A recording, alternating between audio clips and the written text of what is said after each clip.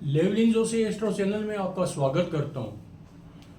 पाराशर पत्ती के अंदर जो अपन कुंडली बनाते हैं, जन्म कुंडली या लगन कुंडली, वह 2-2 घंटे के अंतराल से बनती है। 2-2 घंटे के अंतराल के बाद में लगन चेंज हो जाता है। अगर मान लो कोई भी लगन है, उसका मान 2 घंटे से 5-10 मिनट कम भी हो सकता है, 5-10 मिनट ज़्यादा भी हो सकता है। इसी प्रकार से पाराशर पत्ती के अंदर लगन कुंडली के बाद के अंदर षोडश वर्ग बनते हैं, जिनके अंदर होरा और द्रेशकांड के बाद में होता है त्रिशांश कुंडली, सप्तमांश कुंडली, नवांश कुंडली, द्वादशांश कुंडली। उसके बाद में 10वांश कुंडली और होती है। उसके बाद के अंदर षोडशांश कुंडली होती है। षोडशांश कुंडली के बाद में षष्ठांश कुंडली होती है।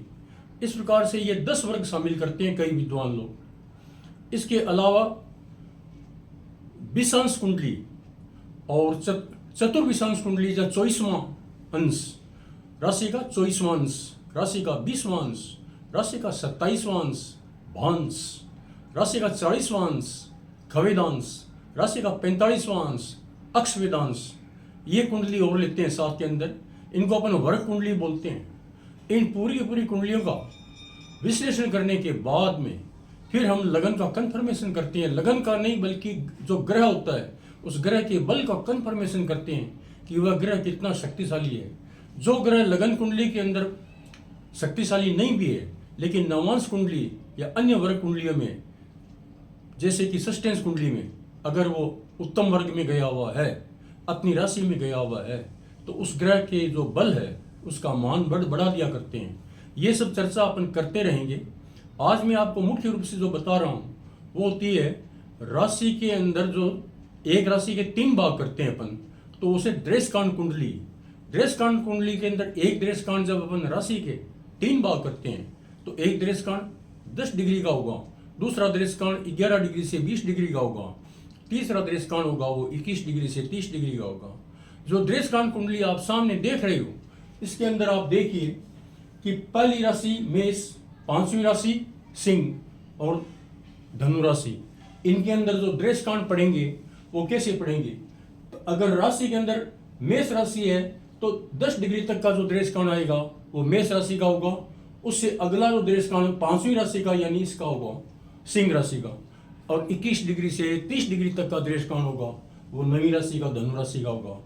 इसी तरह से मान लो अपन ये देखते हैं वृष, कन्या, मकर, तो वृष राशि के अंदर पहला जो द्रेशकांड होगा वो वृष राशि का होगा, दूसरा द्रेशकांड जो होगा 11 से 20 डिग्री का कन्या राशि का होगा, और अगला द्रेशकांड 21 डिग्री से 30 डिग्री का होगा वो 5वीं राशि वृष राशि से 9वीं राशि जो पड़ती है मकर राशि का होगा।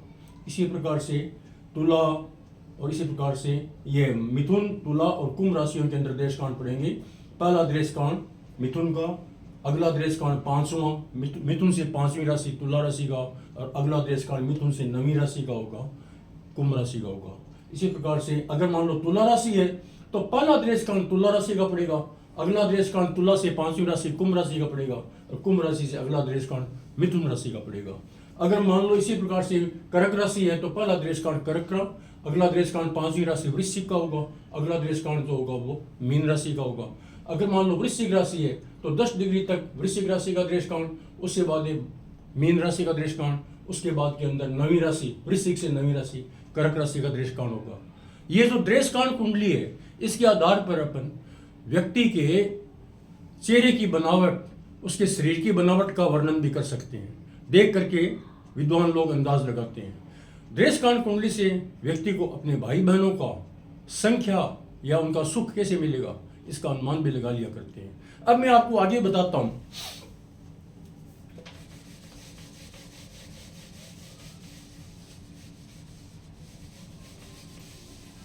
एक प्रैक्टिकल उदाहरण दें तो मान लीजिए किसी का जो लगन है वो लगन के अंश देखते हैं।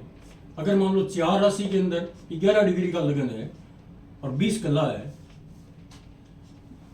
तो ये सिंह राशि हो गई।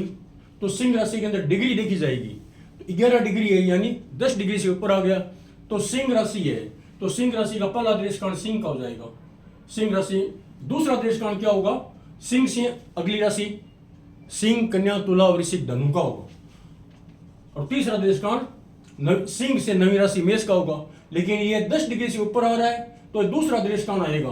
तो सिंह राशि से दूसरा दृष्टान धनु राशि का हो जाता है।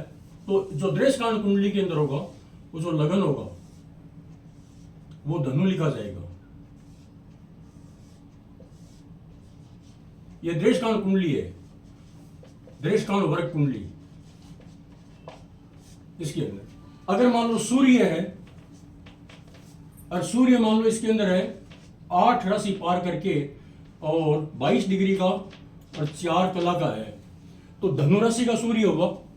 धनु राशि का सूर्य हुआ तो धनु राशि के अंदर पहला दृष्टान तो किसका आएगा? धनु का। अगला दृष्टान धनु से 5वीं राशि का होगा और उससे अगला दृष्टान धनु से अगली राशि कौन सी होगी? 9वीं राशि यानी सिंह का होगा।